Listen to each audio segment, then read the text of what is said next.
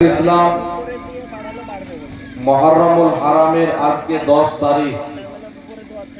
এই তারিখ আদম আলাইহিস সালাতু ওয়াস সালামের জামানা থেকে গুরুত্বপূর্ণ একটি তারিখ এবং ফজিলতপূর্ণ।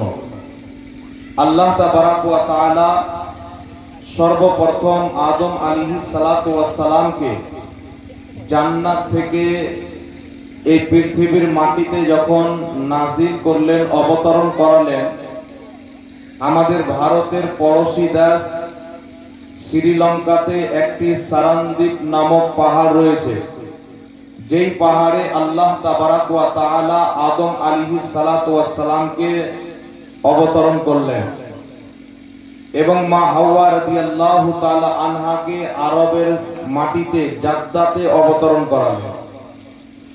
বহু বছর পর আদম আলাইহিস সালাতু ওয়াস সালামের এবং হযরতে হাওয়া রাদিয়াল্লাহু তাআলা আনহা আরফার ময়দানে দুইজনের সাক্ষাৎ হয়। তো যেই দিন আদম আলাইহিস সালাতু ওয়াস সালামকে সারানদ্বীপ নামক পাহাড়ে এই জমিনে অবতরণ করা হয়েছিল, পাঠানো হয়েছিল, সেই দিনটা ছিল মুহররমুল হারামের 10 তারিখ। বলেন সুবহানাল্লাহ। এবং আদম আলাইহিস সালাতু ওয়াস সালামের পরে হযরতে সাইয়্যিদনা নূহ আলাইহিস সালাতু ওয়াস সালামের কাশতি মুবারক, নৌকা মুবারক জুদি নামক পাহাড়ে যেই দিন লেগেছিল, কিনারা পেয়েছিল, সাহারা পেয়েছিল, সেই দিনটা ছিল মুহররমুল হারামের পবিত্র 10 তারিখ। বলেন সুবহানাল্লাহ।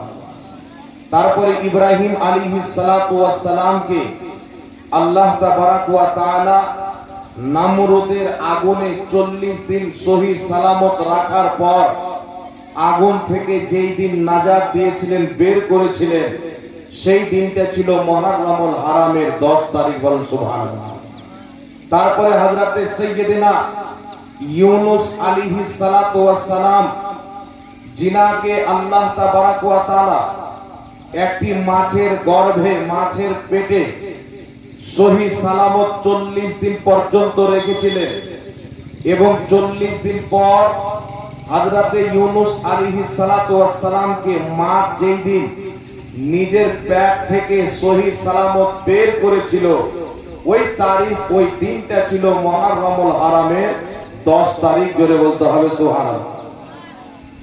তারপরে হযরতে মুসা আলাইহিস সালাতু ওয়াস সালাম, ফিরাউন যখন মুসা নবী আলাইহিস সালামের উম্মতদেরকে কষ্ট দিতে আরম্ভ করলো, মুসা আলাইহিস সালাতু ওয়াস সালাম পার হবেন, সমুদ্রের মাঝে আল্লাহ তাবারাক ওয়া তাআলা মুসা আলাইহিস সালামকে রাস্তা প্রদান করেছিলেন এবং ফিরাউনের লশকর যখন সমুদ্রের মাঝামাঝিতে গিয়েছিল, মুসা নওয়াসায়ে রাসূল মা ফাতিমা রাদিয়াল্লাহু তাআলা আনহার কলিজার টুকরা, হযরতে আলীর আওলাদ ইমামে হুসাইন রাদিয়াল্লাহু তাআলা আনহু কারবালার মরুভূমিতে ইসলামের জন্য ইয়াজিদ পালিদের হাত থেকে ইসলামকে বাঁচার জন্য 10 মুহররমে শহীদ হয়েছেন। আর এই তবে আল্লাহ তাবারাক ওয়া তাআলা নাজাত দান করেছিলেন, সমুদ্রতে রাস্তা প্রদান করেছিলেন। তার আনন্দতে, খুশিতে আমরা রোজা রাখছি।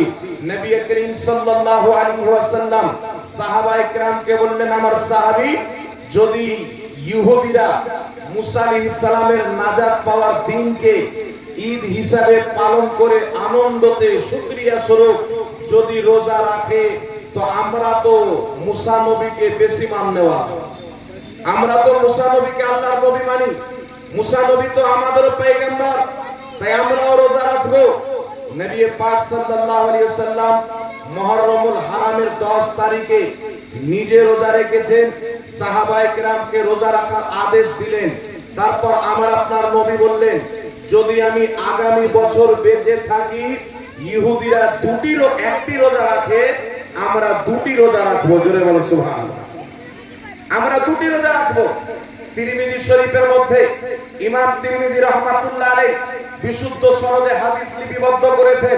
সাইয়্যিদনা আব্দুল্লাহ ইবনে আব্বাস রাদিয়াল্লাহু তাআলা আনহু বলেন যে তোমরা আশুরার দিনে রোজা রাখো আর ইহুদিদের খেলাফ করো। রোজা আশুরার দিনে রোজা রাখো এবং ইহুদিদের খেলাফ করো, অর্থাৎ ইহুদিরা শুধু মুহররমুল হারামের 10 তারিখে রোজা রাখে, তোমরা 9 তারিখে রোজা রাখো, 10 তারিখে রোজা রাখো। জোরে বল সুবহানাল্লাহ। 2 দিন রোজা রাখো। তাই সাহাবায়ে কেরাম 2 দিন রোজা রাখতে, 9 তারিখ এবং 10 তারিখ। সহিহ ইবনে খুজাইমার মধ্যে হাদিস, হযরতে ইবনে আব্বাস রাদিয়াল্লাহু তাআলা আনহু বলেন, কি বলেন, যদি কোনো ব্যক্তি আশুরা রোজা রাখতে চায় তাহলে 9 তারিখ এবং 10 তারিখ রোজা রাখবে। যদি বা 9 তারিখ রাখতে না পারে তাহলে 10 এবং 11 তারিখে রোজা রাখবে।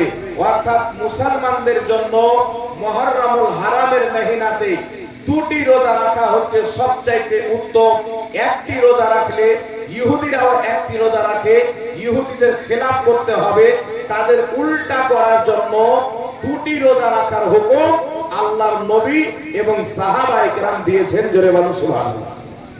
তাই আমরা 2টি রোজা রাখি। তো এই রোজা রাখা কিসের জন্য? মুসা আলাইহিস সালামকে আল্লাহ নাজাত দান করেছিলেন, ফিরআউনকে ধ্বংস করে দিয়েছিলেন। তারপর বিরাদর ইসলাম মুহররমুল হারামের 10 তারিখে জান্নাতি যুবকদের সর্দার, হাদিস শরীফের মধ্যে এসেছে, আল হাসান ওয়াল হুসাইন সাইয়্যিদা শাবাবি আহলিল জান্নাহ। আমার হাসান আমার হুসাইন জান্নাতি যুবকদের সর্দার। জোরে বলতে হবে সুবহানাল্লাহ। জান্নাতি যুবকদের সর্দার, এই জান্নাতি যুবকদের সর্দার নবীর নামাসা মুহররমুল হারামের 10 তারিখে শহীদ হয়েছে। কিছু লোক শুনতে পাওয়া যায়